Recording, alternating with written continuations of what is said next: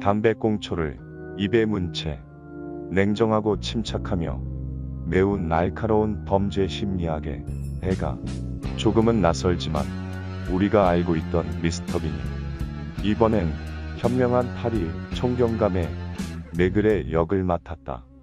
1950년대 파리 경찰서는 요즘 골치가 아픕니다. 연쇄살인 사건이 발생했기 때문입니다. 6개월 동안 총 4명의 여성이 밤거리에서 죽게 되었습니다. 범행 수법도 완전히 같았습니다. 그런데 이상하게도 범인은 돈을 뺐거나 성폭행을 한 것도 아니었습니다.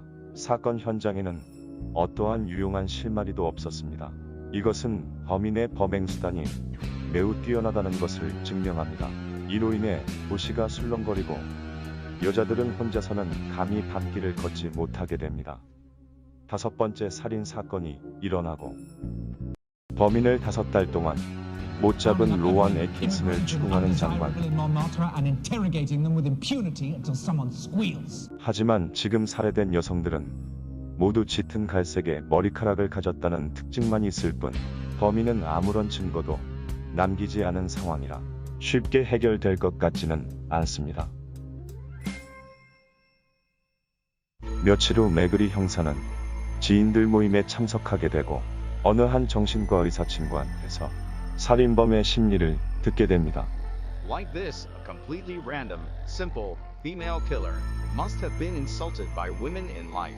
Her self-esteem has been seriously hurt, which is why she hates women and repeats crimes. It's just a sick hobby.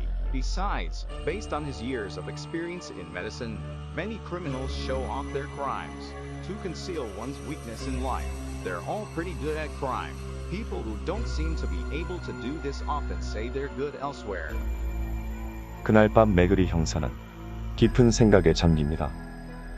다음날 범인이 잡힌 듯한데요. 취재진들이 몰려들고 장관도 하룻밤 사이에 범인을 잡은 매그리 형사를 불러 자초지종을 묻습니다. 허나 이는 매그리 형사의 미끼였습니다. 범인의 심리를 건드려 스스로 모습을 드러내게 하려는 계획이었죠. 하지만 여기에는 여러 가지 위험 요소들이 있습니다. 범인이 기사를 보고 자극받고 또다시 거리로 나와 살인을 저지를 수 있다는 것입니다. 매그리 형사는 그 부분도 생각하고 있었습니다. 그는 먼저 12명의 짙은 갈색 머리의 여경을 배치하여 밤거리를 배회하도록 합니다. 범인을 유인해내는 것이죠. 그날 저녁, 아니나 다를까 한 명의 여경이 공격을 당했고 잠복해 있던 경찰들도 나서 보지만 역시나 범인은 빠르게 도망칩니다. 공격당한 여경은 무사했고 범인의 얼굴은 기억 못했지만 옷에 있는 단추와 원단 조가리를 뜯어내는데 성공합니다.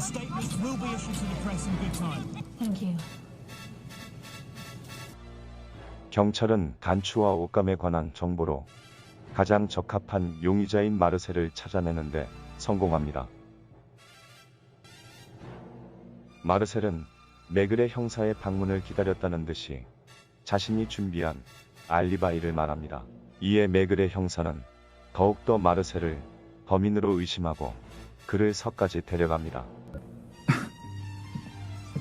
May I inquire as to why?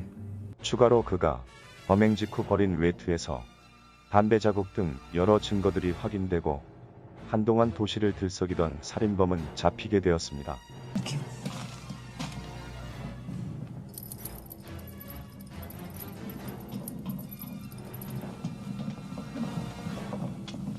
결국 엄마와 아내의 지나친 집착과 자신의 무능함으로 인해 초래한 사이코였습니다. One of you has just committed another. 2016년 3월 28일 방영된 영국 ITV 드라마 벨기에의 소설가 조르주 심농의 추리소설 매글의 시리즈를 드라마화한 것입니다. 미스터 빈으로 유명한 배우인 로원 애킨슨이 주인공 매글의 역을 맡아 그의 전극 연기를 볼 수 있는데요.